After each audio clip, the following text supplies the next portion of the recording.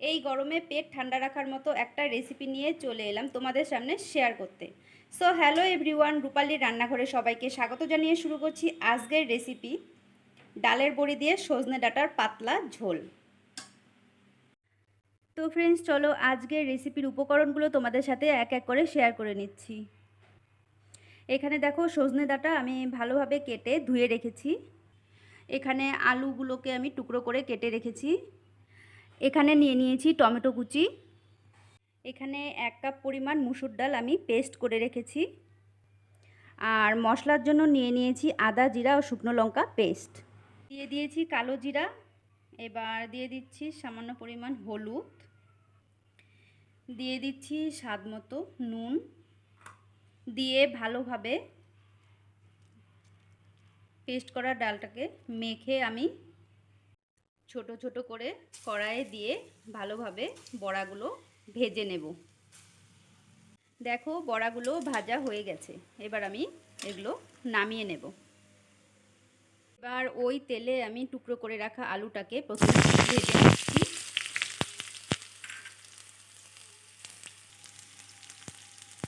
দিয়ে দিচ্ছি অল্প নুন আর হলুদ, দিয়ে ভালোভাবে নেড়ে চেড়ে আলুটা ভেজে নেব। দেখো, আলুটা ভাজা হয়ে গেছে। এবার আমি এগুলো নামিয়ে নিচ্ছি। ফোড়নের জন্য দিয়ে দিচ্ছি শুধু গোটা জিরা। এবার আমি দিয়ে দেব কেটে রাখা সজনে ডাঁটা। দিয়ে দিচ্ছি স্বাদ মতো নুন আর হলুদ। দিয়ে ভালোভাবে কিছুক্ষণ নাড়াচাড়া দিয়ে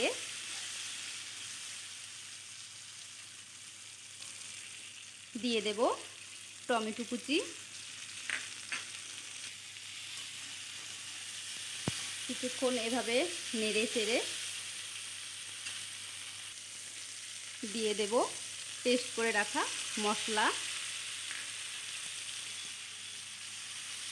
এবার মশলাটার সাথে ভালোভাবে কষিয়ে নেব।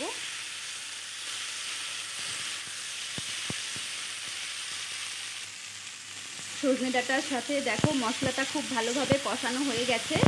এবার আমি দিয়ে দিচ্ছি ভেজে রাখা আলু। দিয়ে নেড়ে চেড়ে আবার কিছুক্ষণ কষিয়ে নেব। এবার আমি এতে দিয়ে দিচ্ছি কিছুটা পরিমাণ জল। এবার নেড়ে চেড়ে আমি মিনিট 5 মতো এটা আমি ঢাকা দিয়ে দিচ্ছি। ঢাকা খুলে দেখে নিচ্ছি।